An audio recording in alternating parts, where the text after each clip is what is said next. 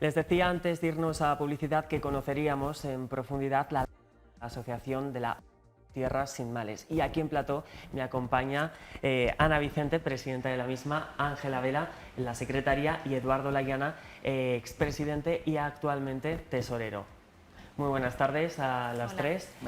Bueno, contarnos un poquito en casa, a pesar de los 22 años que lleva en activo esta ONG, para aquellos rezagados o que no sepan muy bien cuáles son vuestros campos de actuación, ¿qué es Tierras Sin Males? A ver, Tierras Sin Males tiene básicamente tres áreas de actuación. La primera sería la cooperación internacional. Estamos haciendo proyectos de desarrollo, sobre todo en el área educativa y en el área agrícola alimentaria, digamos. Son dos derechos humanos fundamentales, el derecho a comer, el derecho a vivir y el derecho a una educación de calidad. Entonces, por una parte, proyectos de cooperación, en concreto en educación trabajamos en Guinea-Bissau, un país, me parece que está de los 10 últimos de desarrollo según el ranking de Naciones Unidas. Y por otra parte, proyectos de huertas familiares, etcétera, en El Salvador. Cooperación internacional. Otro aspecto es lo que llamamos sensibilización, porque el mundo es uno hoy, y si hay pobreza en algún sitio es porque hay demasiada riqueza en otro. Todo está interrelacionado, ¿no? Es decir, lo que pasa en Europa, ya lo estamos viendo ahora, la guerra de Ucrania está repercutiendo en todo el mundo. Entonces, nos parece importante sensibilizar a la población de aquí, digamos, de Soria, de España, si pudiéramos, de Europa, sobre los problemas reales del mundo y sobre todo el problema del hambre, que yo creo que es una vergüenza de la humanidad. Y el tercer aspecto, que lo trabajamos más al principio en la historia, era la integración de los inmigrantes. Nos dimos cuenta que los inmigrantes, que el tercer mundo estaba también aquí en nosotros, que llegaban muchas personas de África, de América Latina, y trabajamos procurando su integración y sensibilizando a la población soriana para que hubiera una acogida mejor. Entonces, los tres campos son cooperación internacional, sensibilización y integración de inmigrantes. Todas esas áreas, todas esas funciones que tenéis encomendadas, las lleváis a cabo tanto fuera de nuestras fronteras, ¿no?, en lo que es la cooperación internacional, pero también aquí lleváis a cabo una labor local muy importante. ¿De qué labor estamos hablando? Bueno, principalmente pues, con acciones de sensibilización a la población. Hemos hecho varias campañas, ¿verdad? Lo que pasa que ahora después del COVID es verdad que toda esa actuación, ¿verdad?, pues, se ha tenido que quedar un poquito pues ahí rezagada hasta a ver si volvemos a retomar. De hecho, cuando cumplimos 20 años queríamos hacer una celebración, ¿no?, pues con más sensibilización y demás, y claro, pues lo tuvimos que dejar ahí parado para la próxima, para que terminara la pandemia principalmente. Eso te quería preguntar, ¿lo teníais parado? ¿Cuándo vais a retomarlo? Pues no sé, nos tendremos que contar, y es verdad que lo que pasa que es verdad que cumplíamos 20 años y nos hacía un montón de ilusión. Pero claro, ya 2 años después, pues bueno, habrá que reconvertirlo porque ya no es eso, ¿no? Habrá que darle una vuelta, ¿no? Lo que sí que estáis llevando a cabo es esa cooperación internacional en, bueno, áreas tan distintas como en África y también, por ejemplo, El Salvador, ¿no? De hecho, vosotras dos, Ángela y Ana, acabáis de llegar de allí, bueno, hace ya unos meses. Sí, hace unos mesecitos. ¿Cómo ha ido y qué habéis llevado a cabo allí, en El Salvador? Pues estuvimos visitando los proyectos que tanto aquellos que se habían desarrollado y habían ya incluso finalizado hace años, estuvimos dándoles, pues haciendo una valoración, una evaluación de seguimiento que se llama, pues para ver si el proyecto en terreno realmente funciona y realmente la comunidad es parte y realmente poco a poco va replicándose de forma autónoma ese proyecto sin que haya ese seguimiento o ese personal técnico detrás siempre vinculado, ¿no? Porque los proyectos que hacemos en Tierras Sin Males siempre tienen como esa visión de promoción, aunque parezcan inicialmente asistencialistas, porque evidentemente si no hay agua y conseguimos que la comunidad se implique para el saneamiento del agua de esa comunidad, pues efectivamente es, digamos, un derecho primario, pero que 8 años más tarde siga funcionando esa la junta de agua, ¿no?, que le llamaban, o determinados pues, protocolos o procedimientos que llevan integrados ya la propia comunidad, se hace protagonista del proyecto, se implica en el proyecto, e incluso eso, cuando ya después de muchos años volvemos a ese sitio y vemos que la comunidad no solamente sigue funcionando ese proyecto, se ha organizado, sigue organizada, ha crecido, se ha promocionado. Entonces eso es verdaderamente bonito. Además de todos los anteriores, fuimos a hacer las visitas de los proyectos que se están desarrollando ahora.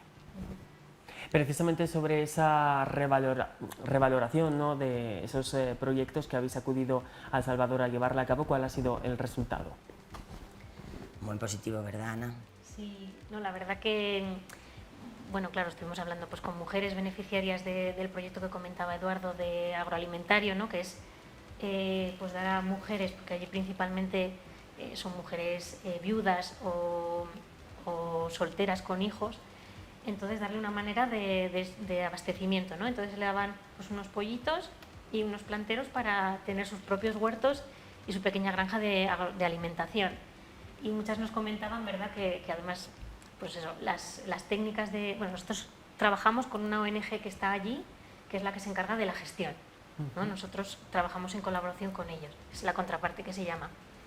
Y nos comentaban eso, las familias, las mujeres beneficiarias del proyecto durante el COVID no se habían enterado de la pandemia, porque tenían sus verduras, sus pollos, su carne para comer, y en cambio las profesionales de la ONG, claro, pues habían tenido todas las dificultades que tuvimos nosotros aquí con la alimentación, ir a la compra, supermercados sin abastecer, y claro, lo habían pasado mucho peor, y las mujeres de nuestros proyectos pues no habían visto ese problema, y habían ayudado, claro, a la comunidad cercana que tenían allí. Porque, ¿cuáles son los objetivos de Tierras sin Males? Yo diría que los derechos humanos se cumplan, ¿no? Y sobre todo los derechos humanos fundamentales. La Junta de Castilla y León habla prioriza algunos derechos como son el derecho a la alimentación, el derecho al agua, el derecho a la salud, el derecho a una vivienda digna y otros dos que ahora mismo no recuerdo. Pero pues que los derechos humanos lleguen a todas las personas. Como seres humanos somos todos iguales, blancos, negros, amarillos, de África, de América, de Europa. Entonces trabajar un poco por la igualdad humana, trabajar por lograr, aunque sea en pequeños espacios, que la gran familia humana sea una realidad. Entiendo que esos son los objetivos actuales. También, si nos retrotraemos 22 años, cuando se llevó a cabo la fundación de esta ONG, también serían los mismos. ¿Cómo surge Tierras sin Males?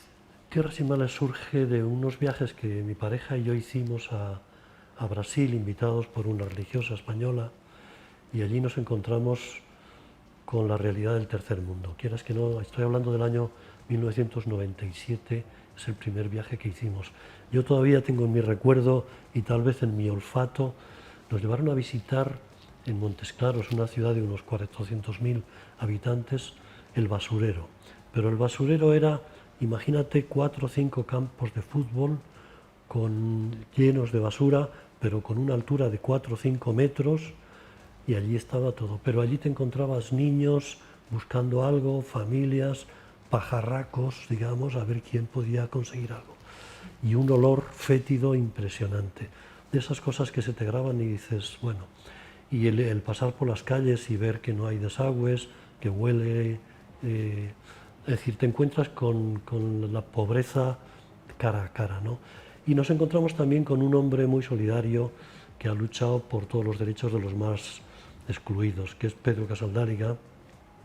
Este hombre es catalán, era catalán, era obispo de San Félix de Araguaia, obispo pero que nunca se puso ningún capisallo, digamos, de obispo, era un hombre del pueblo y luchó por defender a los indígenas. Estamos hablando de Brasil y estamos hablando de la Amazonía, donde las tribus indígenas todavía existen, a pesar de los muchos ataques que se está haciendo a la Amazonía, no solamente en la quema de matorral, de árboles, sino con tendencia a que desaparezcan las tribus indígenas. Y tienen todo el derecho porque, vamos a ver, no descubrimos América, América estaba descubierta y allí había una población aborigen de miles de años y eran los poseedores de la tierra, son las tribus indígenas. Pero vinieron los colonizadores y es curioso, en Brasil dicen que las tribus indígenas son ratas de la selva, que hay que excluir. O sea, ser indígena es ser ya de baja categoría. Y si encima indígena y la otra, en Brasil, a otras realidades que nos encontramos es el pueblo negro. Sabemos que en la historia de América Latina, pues en el siglo XV y XVI, cuando el descubrimiento, los magnates europeos íbamos a África o iban a África, compraban esclavos como se compran, iba a decir, gorrinos, con perdón, y los metían en unas barcazas que llamaban ataúdes, porque al final muchos morían en el camino, y allí se vendían como esclavos. Entonces, en Brasil había mucha población negra, y este hombre Pedro luchó por la defensa de los indígenas, por la defensa del pueblo negro, por la defensa de la mujer marginada, y nosotros nos pidió ayuda, y de ahí surgió Tierras Sin Males. En tu caso, bueno, fuiste creador también, expresidente ahora, presidente durante muchos años de esta ONG, y hablábamos, por cierto, para que en casa sepan que Pedro Casaldáliga es presidente de honor de la ONG. Le hicimos presidente de honor al año de fundar la ONG, la fundamos el año 2000, y al año le propusimos que fuera presidente de honor porque era un hombre, y es un hombre, pues iba a decir, de prestigio universal. De hecho, hay datos que no se conocen mucho de él, pero el año 92 fue candidato, era finalista ya del Premio Nobel de la Paz y renunció por una mujer, Rigoberta Menchú, por ser mujer, por ser indígena y porque eran los 500 años del descubrimiento, él siempre hacía así, entre aspas, el descubrimiento de América. Y el año 94 le habían concedido el Premio Príncipe de Asturias de la Concordia, pero le exigían venir a recibirlo aquí presencialmente y él renunció a viajar porque dice que los pobres de su tierra no podían viajar en avión. No viajó ni cuando murió su madre. Entonces, en lugar de a él, se lo dieron al Padre Ángel, presidente de Mensajeros de la Paz, otra ONG, pero el Padre Ángel le mandó el dinero a Pedro. Es decir, es un hombre, ahora es una noticia que podemos dar, no lo hemos comentado, pero el otro día me llamaron, ha publicado 40 libros, tiene 900.000 poemas y posiblemente estamos próximos a editar las poesías completas de Pedro. Porque también era poeta incluso. Era un gran poeta, es un gran poeta, ahí están en internet sus obras, sus poemas. Entonces le ofrecimos ser presidente de honor y él aceptó. Para nosotros el honor era nuestro, ¿no? Él me dijo, comentándolo, dice, bueno, Tierras Sin Males es como la hija de mi ancianidad. Es decir, ya era mayorcete, pero aceptó con mucho gusto ser nuestro presidente de honor. Y en vuestro caso, contadnos cómo llega la ONG a vuestra vida, cómo os apuntáis, cómo os inscribís y cómo llegáis, bueno, pues a ser secretaria y en tu caso, Ana, presidenta. Bueno, yo en mi caso, yo estudié en Salamanca y luego estuve en Valladolid haciendo el máster de cooperación y claro, una vez terminas los estudios toca volver y claro, pues si ya tienes esos intereses dentro, ¿no? Pues me puse a buscar en Soria lo que había y encontré Tierras Sin Males y me puse en contacto con Eduardo. Que al principio es verdad que él estaba así como un poco reacio, ¿no? Cuando yo lo llamé. ¿Yo? Sí, es verdad, así un poco de... No recuerdo. No reacio, ¿no? A lo mejor no es la palabra, ¿no? Pero sí, pero... un poco de... a ver. Y nada, luego pues estuvimos en una entrevista y yo le dije que quería participar como voluntaria y así empezamos. ¿Y en tu caso? En mi caso es muy parecido porque en otra promoción, pero también estudié ese máster y también luego pues por inquietudes personales pues te pones a curiosear.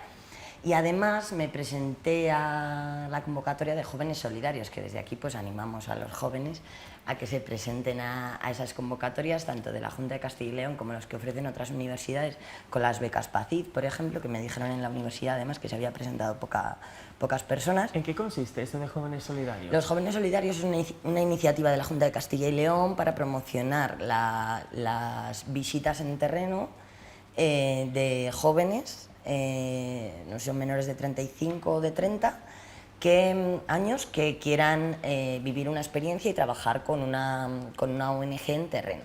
Entonces, el funcionamiento es muy parecido al que tomamos normalmente en la actividad cualquier organización de desarrollo.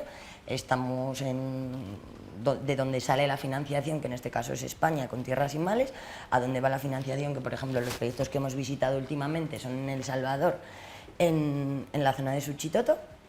Y entonces con esa organización que se llama Acordes, les mandamos un saludo desde aquí a América Latina, colaboran, ¿no? Cooperan y llevan a cabo esa inmersión en lo que exacto. es Claro, la cooperación. las entidades de Castilla y León pues ofrecemos las plazas que tenemos de nuestros proyectos. Y entonces pues se hace una convocatoria, las personas se apuntan y pues como todas las convocatorias, ¿no? Si tienes más puntos pues te toca viajar.